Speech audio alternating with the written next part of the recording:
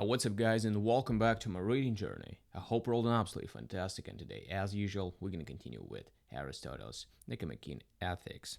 It's going to be the second part of the first chapter of the fourth book, so let's get started. Actions in accord with virtue are fine and aim at the fine. Hence, the generous person will also aim at the fine in his giving and will give correctly, for he will give to the right people the right amounts at the right time, and all the other things that are implied by correct giving. Moreover, he will do this with pleasure, or at any rate without pain, for action is in accord with virtue, is pleasant, or at any rate painless, and least of all is it painful. If someone gives to the wrong people or does not aim at the fine but gives for some other reason, he will not be called generous, but some other sort of person, nor will he be called generous if he finds it painful to give. For such a person would choose wealth over fine action, and that is not how the generous person chooses. Nor will the virtuous person take wealth from the wrong sources, since he does not honor wealth. This way of taking is not for him. Nor will he be ready to ask for favors, since he is the one who benefits others. Receiving benefits readily is not for him.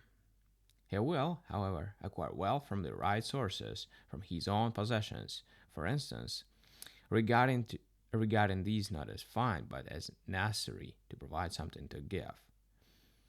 Nor will he neglect his own possessions, since he wants to use them to assist people, and he will avoid giving to just anyone, so that he will have something to give to the right people at the right time and where it is fine.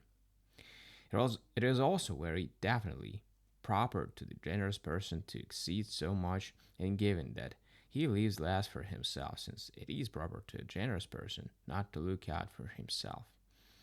In speaking of generosity, however, we refer to what accords with one's means, for what is generous does not depend on the quantity of what is given, but on the state of character of the giver, and the generous state gives in accord with one's means. Hence, one who gives less than another may still be more generous if he has less to give.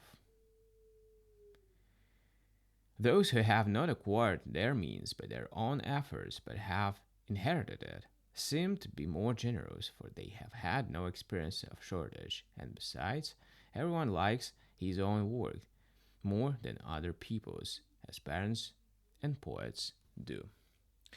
Alright, guys, so we're done with the second part of this long chapter, and we're going to continue tomorrow the next one. Thank you for joining me today in this reading session. I hope you enjoyed the journey. See you tomorrow. Bye.